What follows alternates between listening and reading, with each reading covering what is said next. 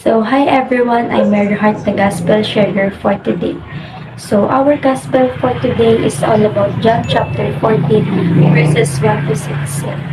Jesus said that don't let your heart be troubled, just lean on me and lean on God. Jesus said to that He is the way, the truth, and the life. Marahil familiar po tayo lahat sa application ng cellphone gaya ng Google Map or Waze.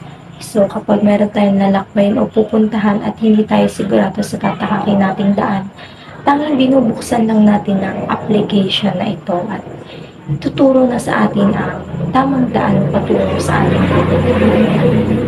at nagbibigay ito ng babala o sign kung ilang minuto na babago ang ating pupuntahan, kung liliko ka ba, kung kakanan ka ba, o kung kakaliwa. But always remember na kapag hindi tayo nakinig sa babala ng app na yun ay maaari tayong maligaw or hindi makapunta sa ating pupuntahan.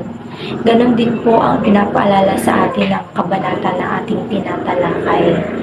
So, kailangan nating makinig sa tinig ng Diyos para hindi tayo maligaw sapagkat siya ang daan, siya ang katotohanan, at siya ang buhay. Kapag hindi tayo nakikinig sa tinig ng Diyos, mawawala tayo o tayo ay mapapahamak. At ito ang makakapagpabagabag ng puso natin.